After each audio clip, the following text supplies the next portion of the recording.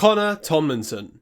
Containment Connor, as some call him. Like so many grifters, Connor is intimately involved with various neoconservative and Zionist alt-media publications. He still insists on maintaining a facade of based English nationalism, but even this tepid desire to be a true nationalist has seen him be cancelled by various fake right establishment organisations. Has he learned his lesson? Not a bloody chance. This is Connor Tomlinson, why you can't be a based sellout. Now, many of you will remember my segment on Connor Tomlinson in my video about the 5 further imposters of the right. And whilst in my opinion the evidence there should be enough to firmly bin him in the camp of containment, I understand why many people would prefer to have a little bit more evidence before they abandon their favourite reactionary Catholic Zoomer. Luckily for you, that evidence has become all the more apparent since I made that video. We're talking things like sponsored trip to Israel, defending God's supposed chosen people, and various appearances on establishment read containment media publications, such as Talk TV or even GB News. But now, how to approach the issue of containment?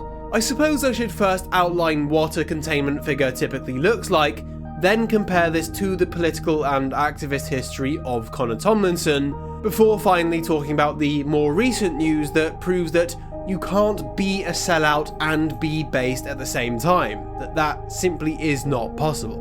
But anyway, firstly on the point of containment figures. I suppose I can explain the first point with a little analogy. Let's say that you want to give someone a pill or some medication, whatever have you, but without them realising it, because if they realised it, they simply wouldn't take it. What do? Well, instead of just trying to give them the pill and force it down their throat, you instead crush up the pill and put it in their drink or hide it within their food. In a similar way, what's typical of containment figures is that the vast majority of the things they say are absolutely correct, are opinions that I share and possibly even things that I would also say, but then they have this smaller percentage of things that are this pill that are designed to mislead you, misdirect you, misinform you, or just keep you locked into a frame that is not at all conducive to your faction gaining power. However, there is a slight complication to this. Who is to say that these containment figures aren't simply incorrect about one or two things, that they aren't delusional about this or that subject, but otherwise have the best intentions? And for what it's worth, I think there are a number of people who serve the role of containment entirely unwittingly.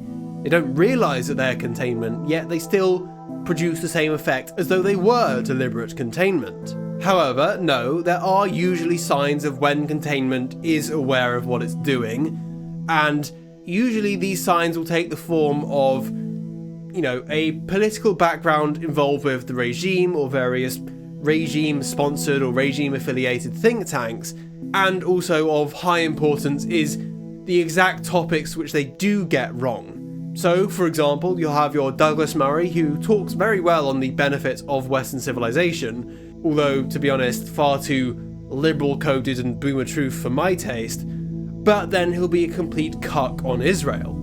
Or you'll have the same from Matt Goodwin, you'll have the same from Konstantin Kisin, you'll have the same from, notoriously Tommy Robinson, but especially from someone like Connor Tomlinson, you see him being very good on 95% of talking points, but the 5% that he's not good at is Israel. And then of course the other factor for deliberate containment is that typically once you do the digging, you find that they have quite a history being involved in the establishment or various establishment adjacent think tanks.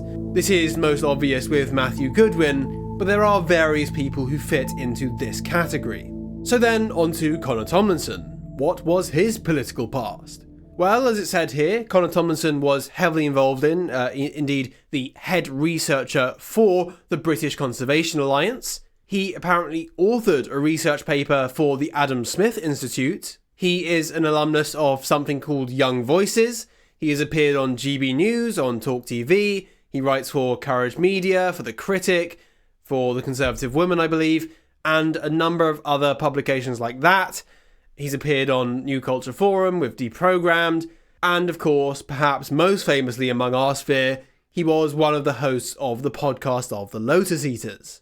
Now, to the untrained eye, all of this might look perfectly innocent, but if you've been in the sphere long enough and seen the typical people and typical policies pushed by, most of these organisations I've just listed, you find that a lot of these think tanks and publications and something like the New Culture Forum has a lot of Zionist money pouring into it, and I simply refuse to believe that anything that has any Zionist money going into it is a independent and, genuine dissident organisation. I think anything with Zionist money is most likely containment, and so Connor Tomlinson appears to have, quite a history with Zionist-funded projects.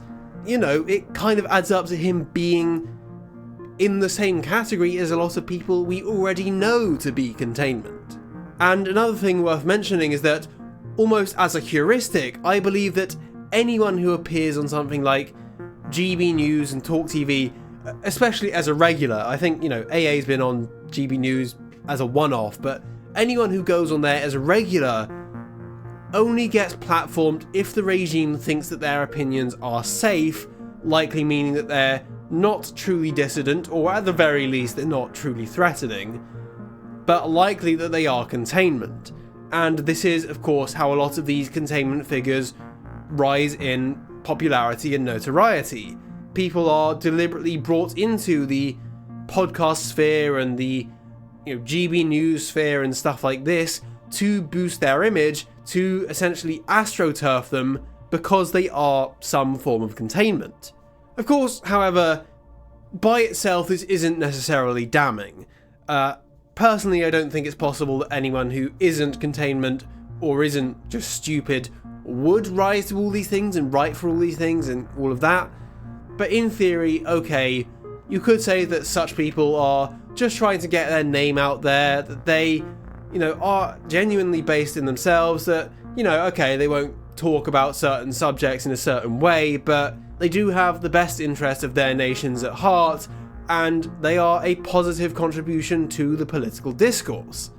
However, no, in my opinion, unless you can talk about any and all issues, within reason, like I don't talk about certain things in a Fed-posty manner because I don't want to get kicked off the platform, but unless you can talk about certain issues in a certain Middle Eastern country and tribe in a certain way, unless you can do that, you're not a free man, you're not talking with freedom, you are a chained, cucked and contained person who is therefore pushing a contained, therefore containment message. So what does Connor Tomlinson have to say about that certain Middle Eastern country and God's supposed chosen people? I suppose the first thing to mention is the thing I mentioned in my video about the 5 further imposters, which is of course the excerpt from this article, which reads, "Europeans should not be cajoled into dissolving their distinct identities in a multicultural melting pot." Okay so far. These European host majorities are the most likely to accommodate friendly Jewish minorities.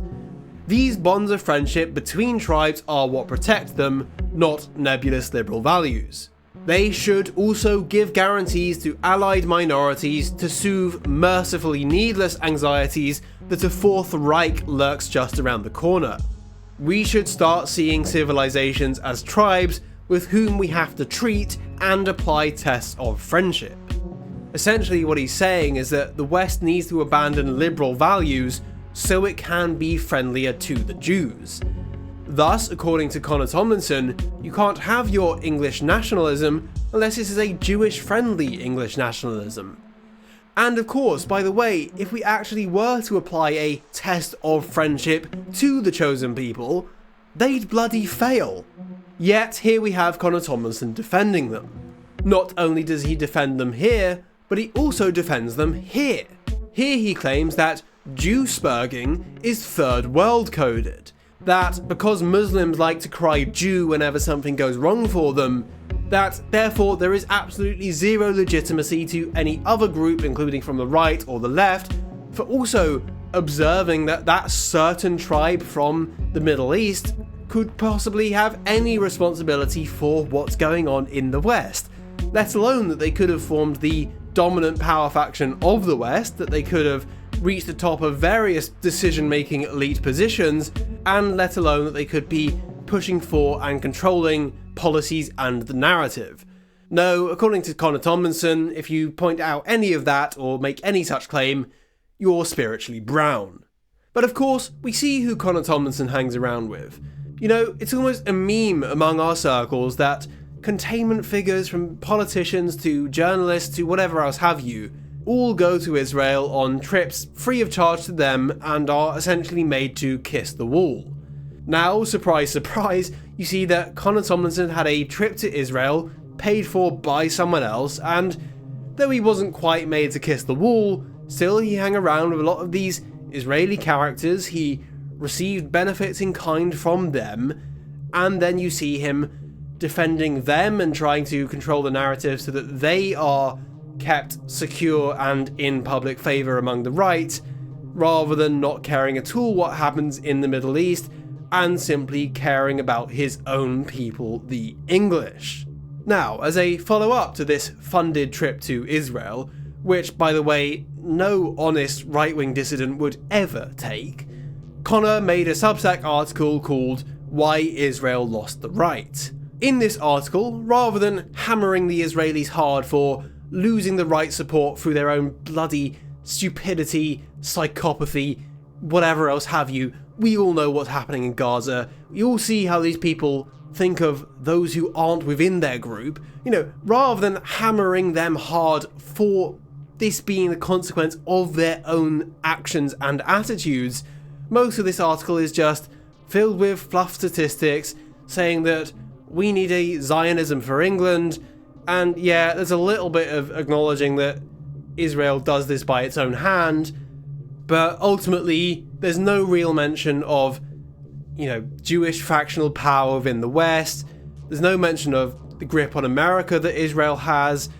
None of that. And to be honest, most of the article just reads as Connor Tomlinson begging the Israelis to change strategy such as to win over the right. Now, knowing what I do, and hopefully what many of you do, about what Zionists do, what, you know, that group of people do, can we honestly say that we want these people to be favoured by the right? No, not in the bloody slightest. We don't want anything to do with these people. Frankly, I don't want any foreign control or interest in this country. I want, you know, England to be run by the English, for the English, no one else. Thank you, goodbye. What I don't want is native English sellouts arguing parasites about how to be better loved by the host. No, thank you, Connor. This is not what's good for England. Anyway, the article is there. You can read it at your own, displeasure, really. Yeah, do that in your own time. Anyway, through all of this, the impression I've got of Connor Tomlinson, and, you know, I've never really spoken to the man, I've only briefly met him once, but the impression I've got of him is that he probably is sincere about wanting what's best for the English, but he is contained, he is addicted to the Israeli money teat, and ultimately, he's not our guy. His chief interest appears to be the advancement of his own career. He's shown himself to not be putting the English first, and as Academic Agent says, there is no "and" in the top line of politics. You can't be Israel first and England first.